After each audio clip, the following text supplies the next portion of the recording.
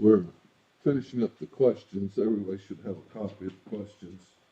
And Larry said he got to question number 9 on our page. So we'll begin with question 29. Once we finish these questions, or just on the introductory material, then we'll take a look at Matthew chapter 1. Question number 9, and if you have any questions on the questions, or I didn't ask the questions just right, let me know. This is a difficult thing to note exactly how to ask a question so that everybody understands your question. So if that's an issue, let me know. And also, if you have a 3-ring binder, you can buy these clear sheets that you can put in. And if you like, you could do a three binder and put those sheets in it and put these introductory material, and we'll be going through all of Matthew, so we're providing some information, and you can put that in and then mark it on the back of it, the study of Matthew. You can put your own notes in it and so forth, and have your own study guide for future work use. So hopefully, I think this is fairly good material. So hopefully it'll be good for us in our study. So we want to do that. Question number 9, then, what is the purpose of the Great Commission?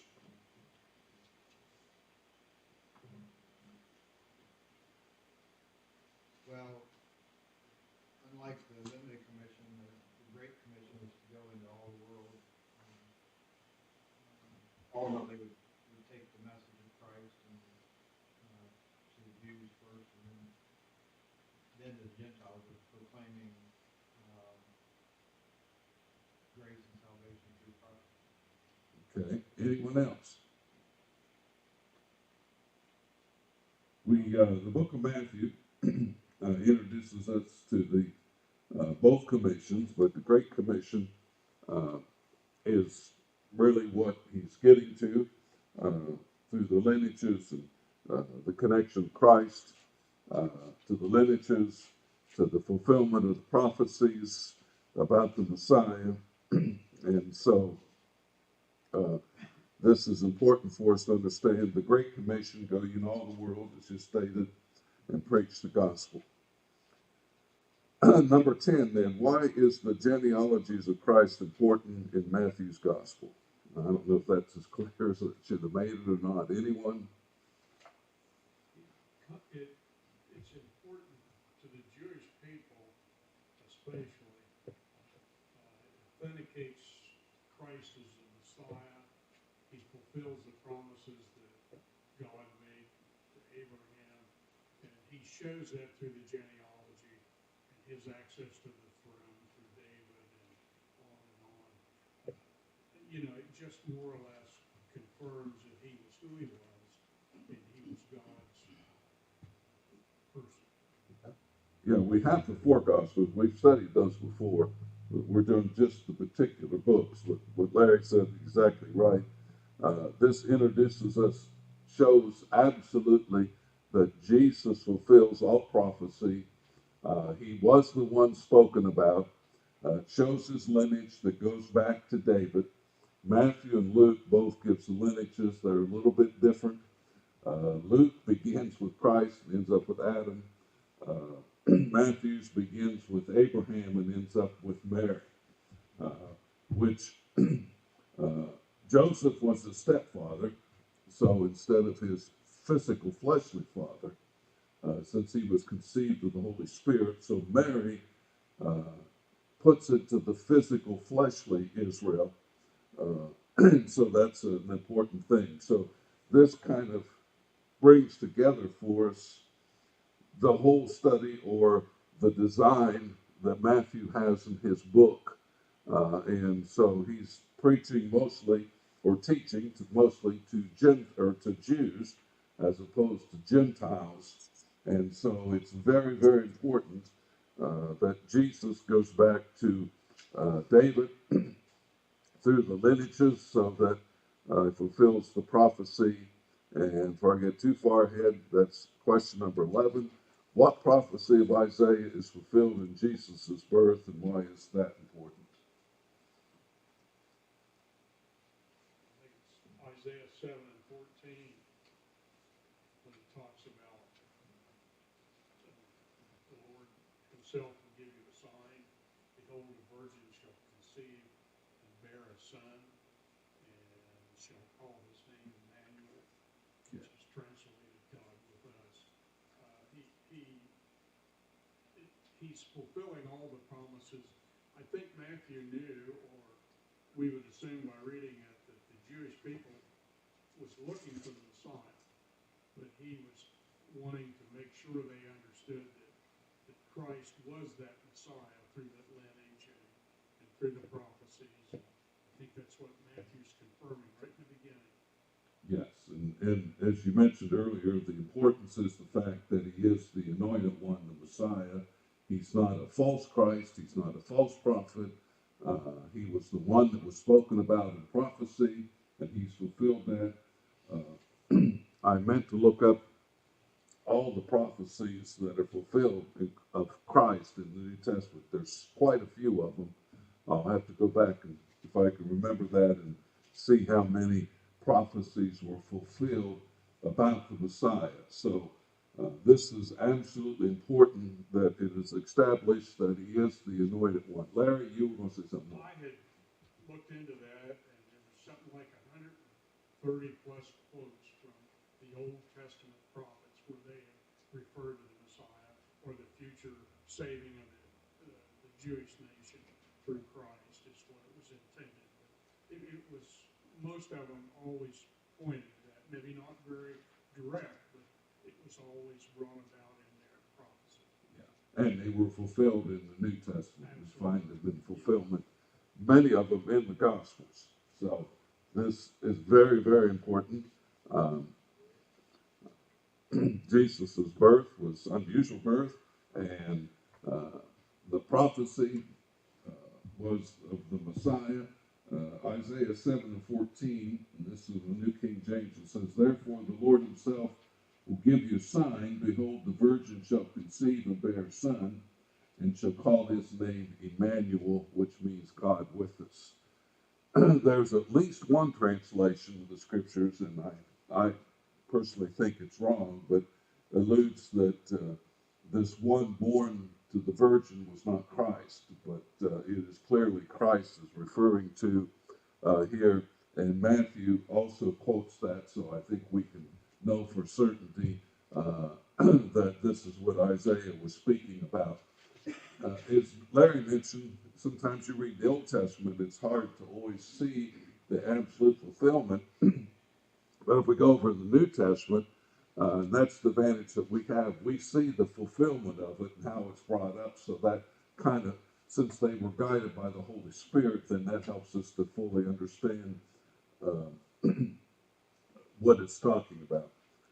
Number 12 was, how far back does Matthew trace the lineage of Jesus? I guess I gave that one up already. Abraham. And then Luke goes all the way back to Adam, which is rather curious as to how that happens. But each lineage, as it's presented, I think, sets the stage for the book itself. Number 13, Matthew's purpose of Jesus' genealogy is to prove what and why it's important. And I think we just already said that, so I've asked it twice now. The fact that he has the legal right to inherit the throne of David and the messianic claim. Number 14, what is Matthew's purpose in mentioning the women in this genealogy? And that is kind of a question that I guess we kind of pull together ourselves. It's not that clear in the scriptures, but anyone have any idea there?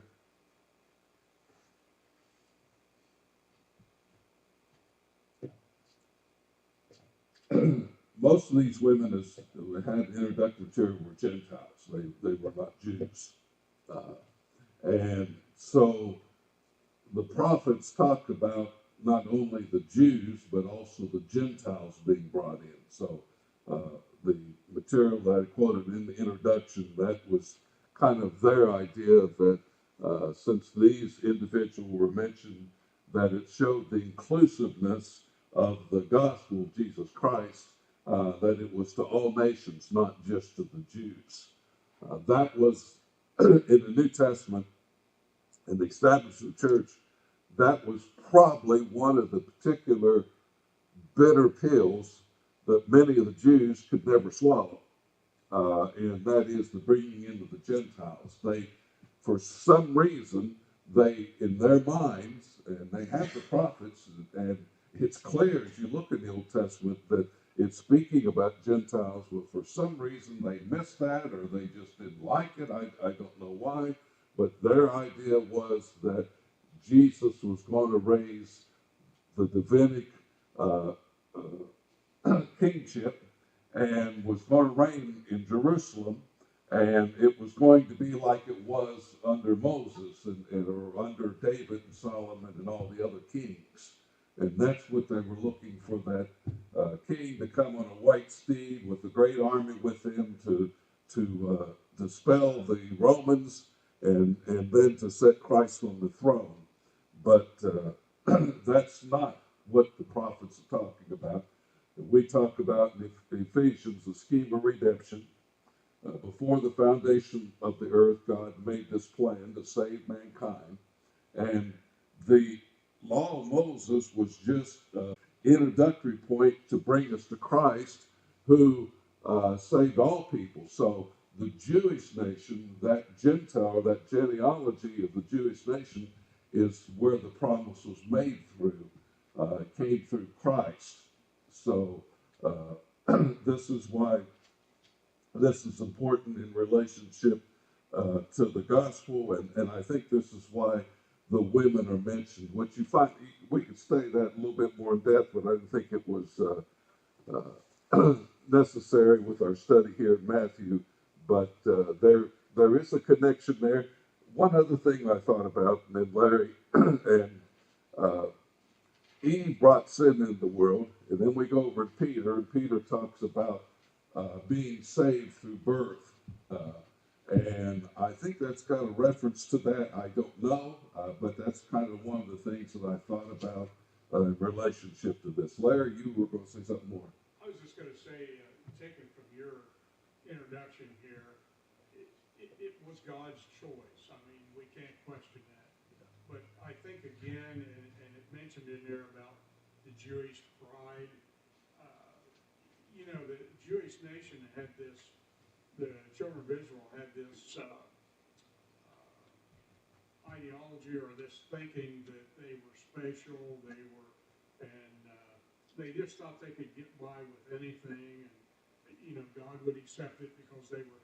And I think this does interfere with that pride. I think it shows them that God chose the quality of the person in these women, and not necessarily always the race. And there was still the genealogy, the bloodline was there, but these women were quality, very quality people. God respected them, and they were chosen to take place in the genealogy, which is, as you're saying, would be a compliment to the Gentiles. So. Yeah. And some of the women were prostitutes too.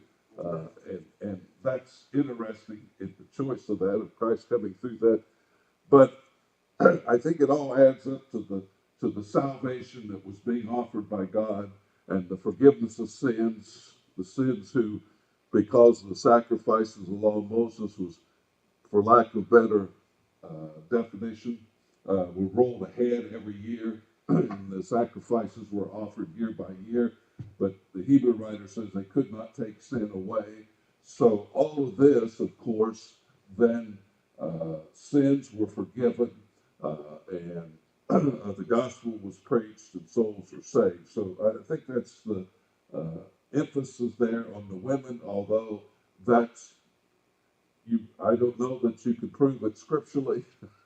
It just kind of pulls all things together. But like I said, I found it very interesting that these women were included. I don't believe they're included in Luke's account, but they're included in Matthew's account, which is fairly interesting too. And the Marys and the Marthas and Mary being a virgin, and through woman came sin, through woman came salvation. So I don't know if there's any connection in all that, but that's certainly what we see in the scriptures. Anyone else? Anything you'd like to add to that? The number 15, the four different doctrines, and this is definition of those authors that I had quoted in the introduction. And the four would be Jesus is the Messiah, the teaching of the new law, the kingdom is both present and future. We see this in Matthew, reality. And then the church is the community faith or the kingdom. The church is the kingdom. So these particular 4 points seem to be brought out in Matthew more so than in Luke, and that is the relationship to the church and salvation and Gentiles, and is a little bit different. Then the last question, thought question, and it is, how does the introduction of Matthew help us to understand the book of Matthew? Anyone would want to deal with that or say it didn't help us at all? Whatever you might have there if you'd like to share that. I just put down that to understand the book of Matthew is to understand the coming of the Messiah, the establishment of the church. And, he really brings about from the very beginning the genealogy, Christ, his birth, what they went through to protect him, his life, his ministry. I mean, I think he really focuses on Christ as his, the authenticity of Christ and the importance of him establishing the church and the church, the commandments and whatnot. Okay. Certainly the importance of the Messiah and the Messianic claim. And Matthew certainly wants to establish that. And then, of course, the teachings of Christ in the book of Matthew, his preaching. Anyone else would like to add anything to that? It's good to understand the context and of the writer and the subject and their initial purpose to understand the scriptures. Because if you think about, if you understand where Matthew's coming from, you get a fuller understanding of the message that he's trying to bring out, as well as if you think about the Hebrew letter. If you understand the context and who it was written to and why it was written to the early Jewish Christians, you really begin to understand the messages that are going, that he's trying to present. And it's got benefit for us, but first of all, understand the first listener or the first person that the message is going to. Yes. Very good. Context. Very good. Adds all the content and brings us to the purpose of it. And as mentioned in our first class, there's 400 years between the last prophet and the beginning of this. The Jews, especially as we look even in the book of Judges, it was usually one generation, then the next was apostasy. So you're talking about 400 years. If you see such books as the Maccabees and other such books, they call them intertestament books. Most do not include those to be inspired book, although the Catholics do stick it between their Bibles. But I don't believe they believe it's inspired of God, but just historical. The Jews do not accept them as inspired books, but it does talk about the history between the last prophet and the Roman Empire and the Jews and the wars and all the stuff that was going on during that time frame. So really the book of Maccabees, those intertestament books kind of fill in the history a little bit and of what was going on with the Jewish nation. So this makes it, as Ron pointed out, doubly important that we understand the introduction and where Matthew's gone, because now he's going to have to teach these Jews by this time, as we'll see as we go through the book, as Jesus condemns them, but you don't know the commandments of God. And so 400 years later, and we see the historical record in the Old Testament of how quickly they apostatized, and Larry going to finish the minor prophets. We see very clearly their apostasy, and eventually the Syrian captivity, the Babylonian captivity, then under Ezra and Nehemiah, the temple and the wall being rebuilt, and they coming back. All Jews came back. That is, all Jews in the sense of all 12 tribes came back. Not every single Jew came back from. Many of them stayed where they were. That's why historically, even in our world today, you can find Jews in Russia and other parts of the world, is because some of them stayed in their captivity and did not go back to the land.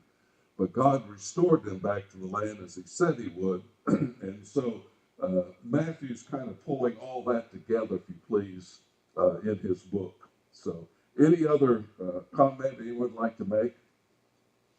I hope these were helpful for our study. Now we'd like to take a look at Matthew 1, verses 1 through 25. And I kind of added a little extra here, and I'm not sure that part of it is included, but I think there's one paper that I did not hand out. And if you want it, let me know, and I'll run copies of it. But the first thing was the genealogies. And this takes us from Abraham to David, and David to Christ through Mary and through Joseph. And really the one in the red, the David, is the very important one, because this is the one that connects us to the Messiah and the fulfillment of the prophecies, and all those things that the prophets were talking about was fulfilled in Jesus Christ. So the women, and we talked about that a little bit, but the interesting fact about Matthew's genealogy is the inclusion of 4 Old Testament women: Tamar, Rahab, Ruth, and Solomon's mother, Bathsheba. All these women, as well as most of the men, were questionable in some way. Tamar and Rahab were prostitutes.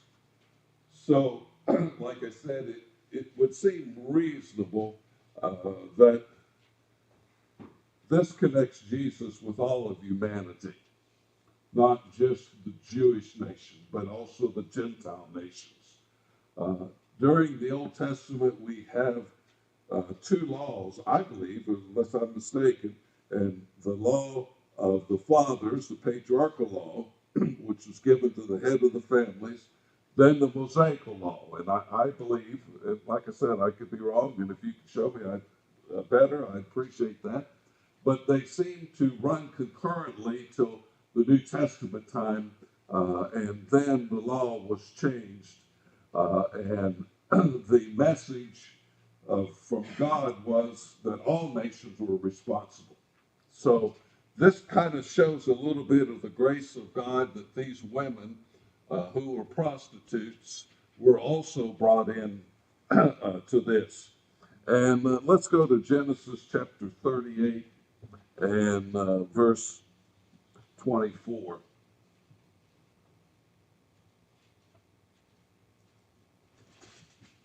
(38 and 24). If somebody have that, if you'd like to read it.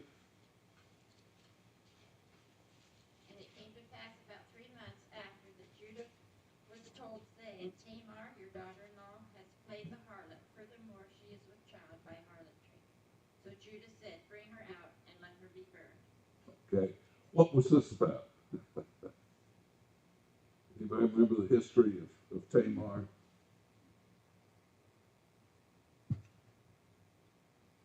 Judah had not let Tamar have the next son in line, and because they had died as a result of so he was afraid the next son would die, so he forbade it. And Tamar did this trick on him and played the harlot. And that's how the story develops. And Judah later on then said she was more righteous than he, because of the law that if the brother died and left no heirs, then the next brother down the line was to have relationships with his sister-in-law, and the firstborn child would then be or go to his father's name. And what was the importance of that? To keep the bloodline going. Yeah. The name. The 12 tribes of Israel. If any of them would have died out, and then one of those 12 sons that were promised to have be included in Abraham's promise and the 12 sons and the 12 nations of Israel. So had any of those died out, then of course one particular tribe or lineage could have been wiped out. So this is what the law, and I was trying to think of the name of that law. The Levirate law. Pardon me? The Levirate law, is that it? And so this law allowed for that to happen. Then in Joshua chapter 2 and verse 1,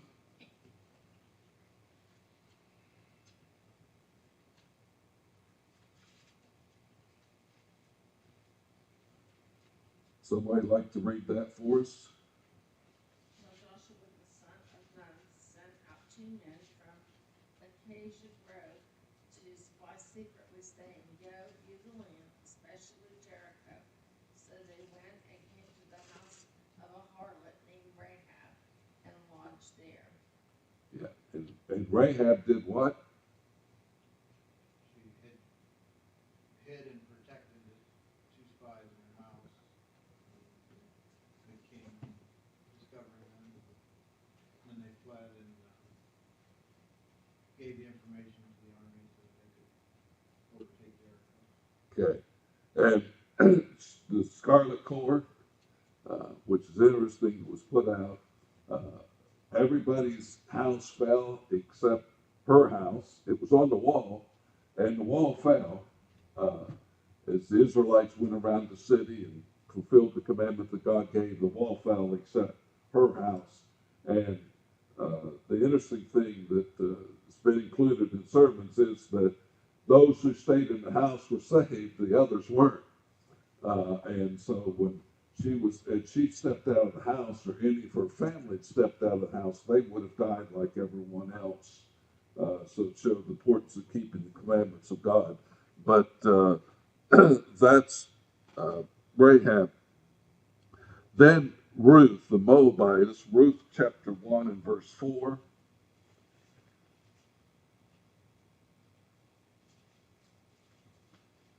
Anyone?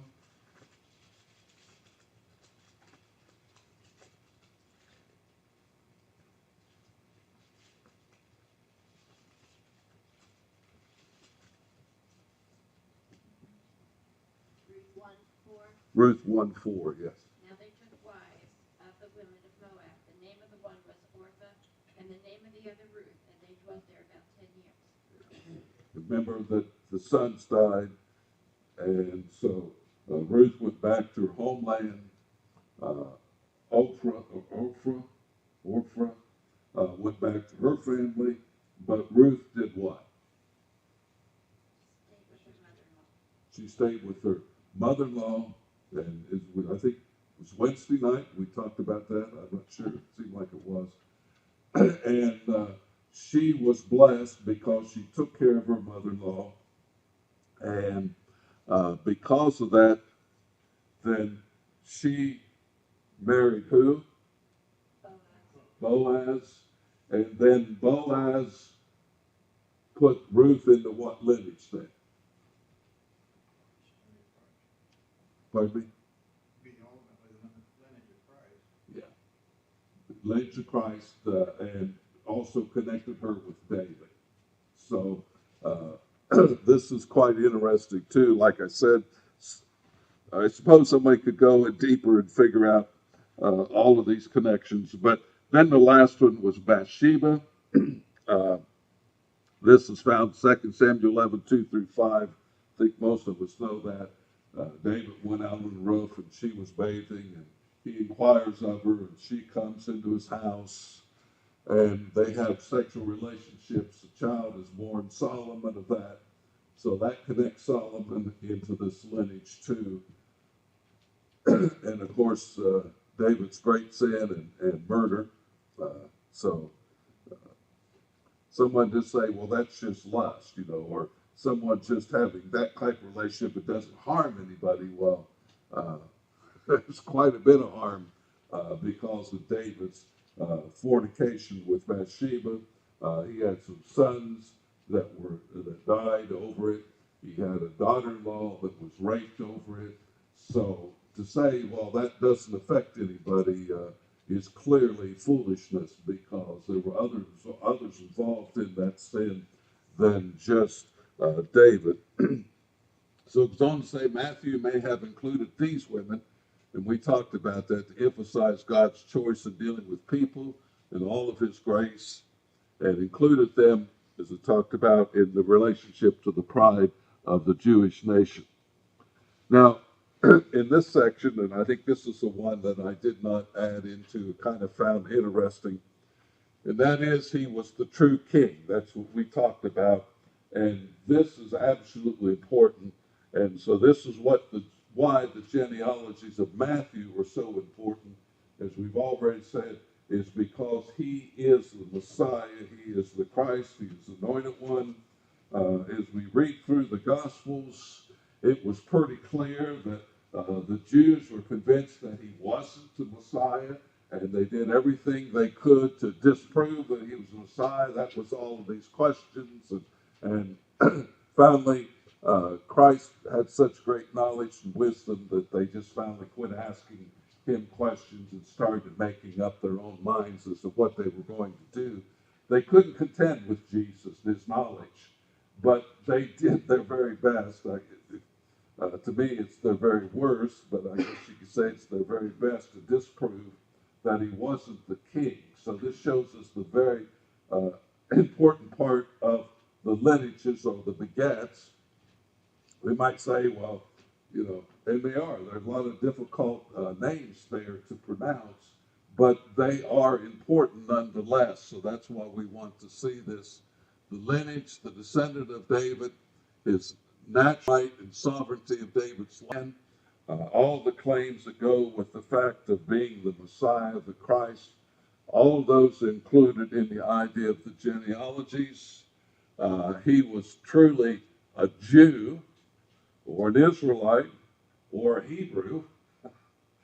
Those are some words that we can see in relationship to the Jewish nation. So he was a true Jew. That's another point that was proven by the genealogies, that he was of the seed of Abraham, that of the covenant people. He was also the very lineage of David himself. And the interesting thing is, both Joseph and Mary were of the lineage of David. As we look at that, we couldn't say, well, that was just an accident that this happened. It was obviously very well planned that this would happen. He was a true man, and I thought that was an interesting point to point out, the son of Adam. So this includes him to humanity and to the Jewish nation, which really his messianic prophecies, but also the very fact that he was of the seed of Adam too. So he was humanity. He was both man and Christ, or the Messiah. He was both man and God, as the scripture says. So Matthew's lineage clearly proves this for us. And then the last point is, he was a divine man. As it goes on to say, the Son of God. It says there's a sense in which it may be said of every man. There's a special sense in which it is said of Christ. He brings a new force of divine life to start a new spiritual race, even as Adam had a special divine life to start the human race. There's a lot of those things in the Old Testament that we could go over and say this was kind of a type or anti-type of a particular event. and certainly this ties Jesus with that very event. He was divine, he was human, he was Jewish, and he was the true king. So the lineage that Matthew gives us absolutely proves these things, that this is true of Jesus. So I think we can clearly understand the importance of this, because had Jesus not been any of these, then what kind of message would Matthew be then? So he'd be supporting somebody that wasn't, the one that was prophesied to come.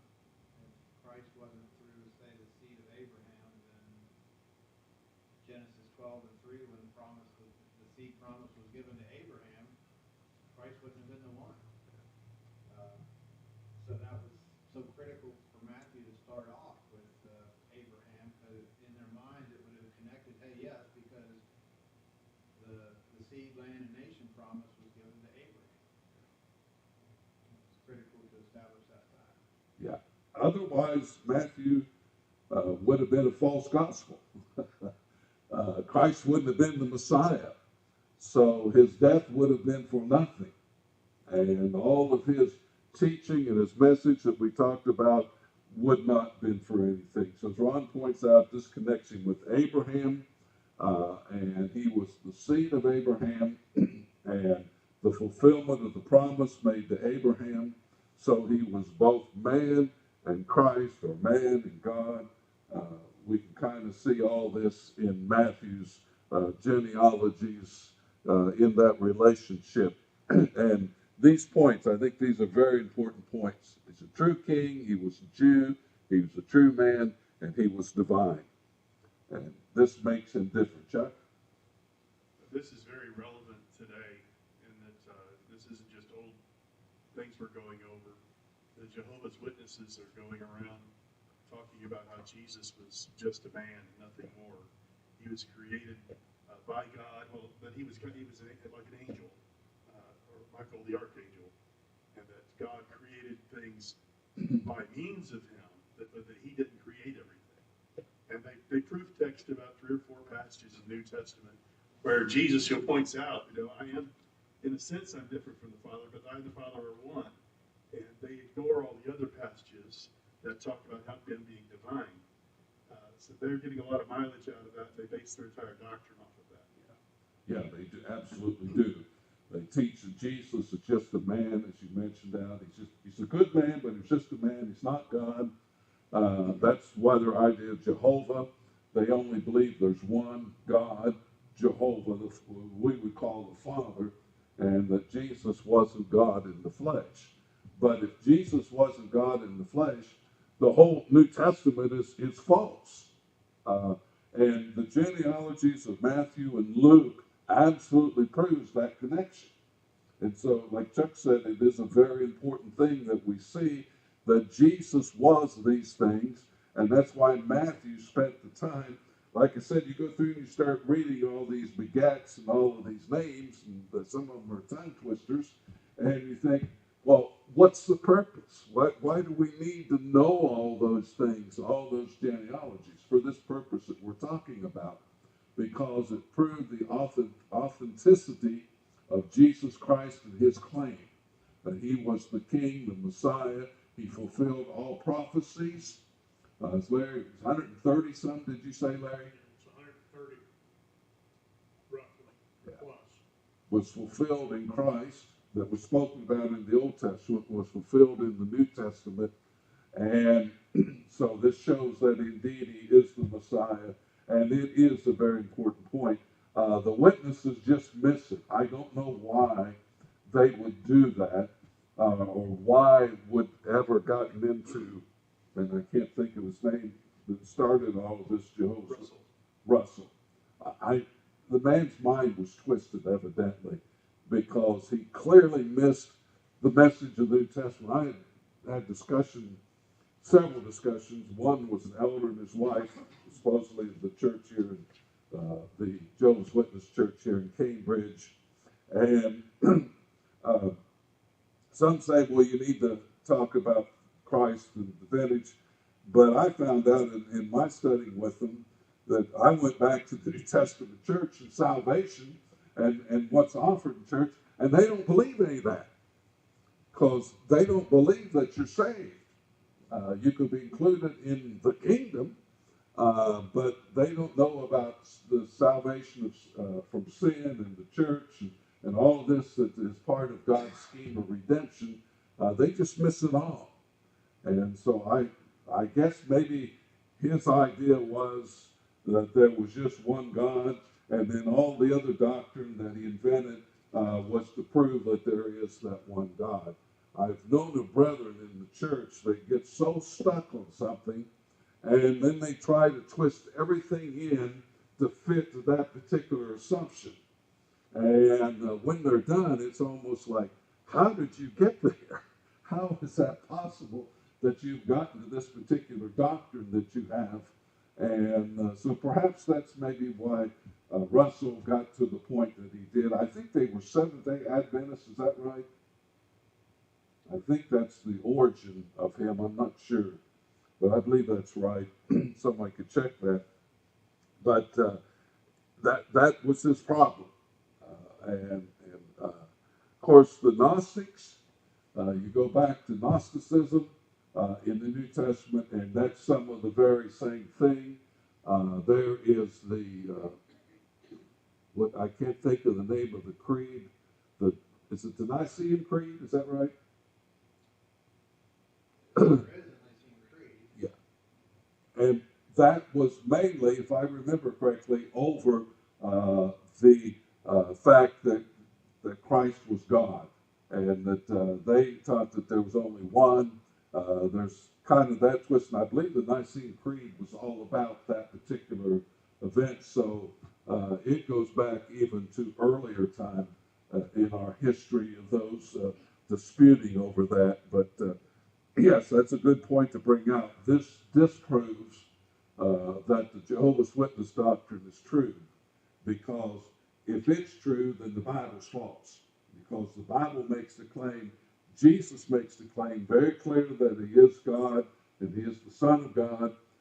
He fulfilled all these prophecies, and Luke, by listing this genealogy, says the same thing. So that's very, very important in our understanding of the genealogies. Now, we're just about, might as well say we're out of time. So we'll begin the rest of this chart in verse 18. This is the reason I just referred to the charts, pages 16 and 17. I didn't number the pages, but I believe those are the right pages in your outline material.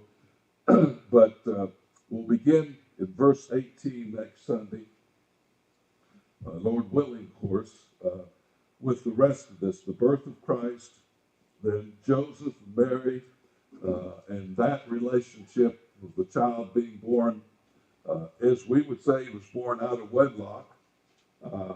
And that's interesting too. And that can certainly be another connection with man and sin. Although Mary did not sin, it was conceived of the Holy Spirit. And then finally, the last verse is the birth of Christ, the Messiah coming into the world.